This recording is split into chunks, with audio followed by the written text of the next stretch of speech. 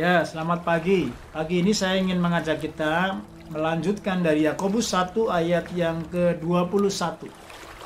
Sebab itu buanglah segala sesuatu yang kotor dan kejahatan yang begitu banyak itu, dan terimalah dengan lemah lembut firman yang tertanam di dalam hatimu, yang berkuasa menyelamatkan jiwamu. Saudara, ini ayat yang luar biasa. Ketika kita merenungkan ini, artinya saudaraku, di dalam hati saya dan saudara ternyata banyak sekali yang kotor dan kejahatan. Karena Alkitab Yakobus berkata begini, buanglah segala sesuatu yang kotor dan kejahatan yang begitu banyak itu. Ternyata saudaraku, begitu banyak kejahatan di hati saya, kejahatan di hati saudara, kejahatan di hati setiap manusia. Kadang tersembunyi, saudara. Tetapi kejahatan itu, saudaraku, semuanya terbuka di hadapan Tuhan. Alkitab berkata hari ini mengingatkan kepada saya dan saudara, buanglah, buang artinya dicabut, ya. Buang, dicabut segala sesuatu yang kotor. Jadi mungkin hati yang kotor, hati yang pahit, hati yang dendam, hati yang kecewa, hati yang menganggap dirinya paling hebat, hati saudaraku yang saudaraku malas, hati yang pokoknya banyak lah. Dikatakan di sini yang begitu banyak. Saya nggak tahu berapa banyak kejahatan yang ada di hati saudara. Maka itu sebabnya jujurlah dengan the condition of your heart. Saya ketemu banyak orang yang kelihatannya baik-baik di luar, tetapi kondisi hati manusia nggak ada yang tahu, kecuali Tuhan dan dirinya sendiri. Itu sebabnya hari ini mari buang, cabut ya semua yang kotor, kejahatan-kejahatan yang begitu banyak di hati kita. Lalu setelah kita buang, kita bersih-bersih, ya kita saudaraku bereskan hati kita.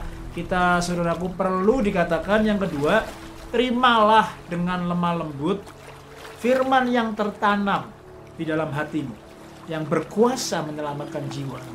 Jadi setelah dibuang semua yang kotor, semua yang jahat, kita mesti terima dengan lemah lembut dan ditanam. Ya, tadi ada dicabut lalu ditanam. Ditanam firman Tuhan di hati saya dan saudara. Karena firman dan kebenaran Tuhan itu nggak bisa dicampur dengan segala dosa, kejahatan, yang kotor-kotor, itu nggak bisa. Tuhan harus murnikan, firman itu harus menyembuhkan, memulihkan, memurnikan hati saya dan saudara. Dan ketika kita menyimpan, menanam firman itu, menerima firman itu dengan memiliki hati yang lemah lembut, bukan hati yang keras, maka saya percaya firman itu akan menyelamatkan jiwamu. Hari-hari ini saya berdoa supaya firman Tuhan terus kita terima dengan lemah lembut, tertanam dalam hatimu.